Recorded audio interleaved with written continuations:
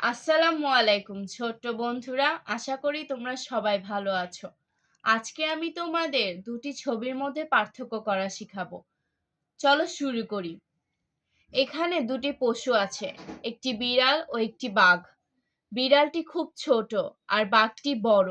এটা হলো ছোট এবং বড়র মধ্যে ব্যবধান। তোমরা কি বুঝেছো কোনটা ছোট কোনটা বড়? এবার ছবি দেখিয়ে খাটো এবং লম্বার ব্যবধান শিখাবো। এখানে দুটি ভদ্রলোক আছে।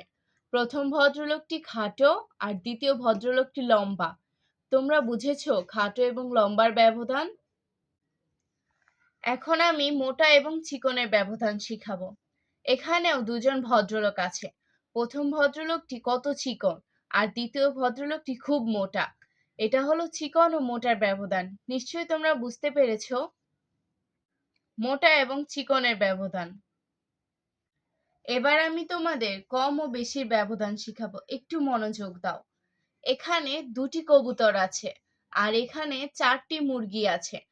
তোমরা কি জানো কোনটা বেশি কোনটা কম? দুটি কিন্তু কম আর চারটি মুরগি বেশি। তোমরা বুঝতে পেরেছো কম আর বেশির ব্যবধান? এখন যেটা শিখাবো সেটা জোড় এবং বিজোড়ের ব্যবধান। এখানে দুটি আনারস আছে, দুটি আনারস মিলে জোড় হয়েছে।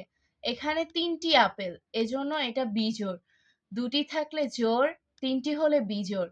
আশা করি তোমরা বুঝতে পেরেছো জোড় ও বিজোড়ের ব্যবধান। এখন তোমাদেরকে বুঝাবো উঁচু এবং নিচুর ব্যবধান। এখানে দুটি বিল্ডিং আছে, একটি বিল্ডিং নিচু আর একটি বিল্ডিং উঁচু। এই দেখো, এই বিল্ডিংটি খুবই নিচু আর এই বিল্ডিংটি অনেক উঁচু। তোমরা কি বুঝতে পেরেছো উঁচু ও নিচুর ব্যবধান? এখন যে বিষয়টি বলবো সেটা খুবই মজার। বিষয়টি হলো বাম এবং ডান।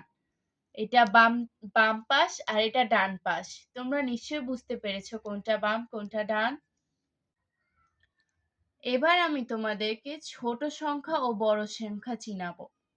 দেখো, ৩ ছোট সংখ্যা, ৮ বড় সংখ্যা। ৩ থেকে ৮ অনেক বড় আর ৮ এর থেকে ৩ ছোট।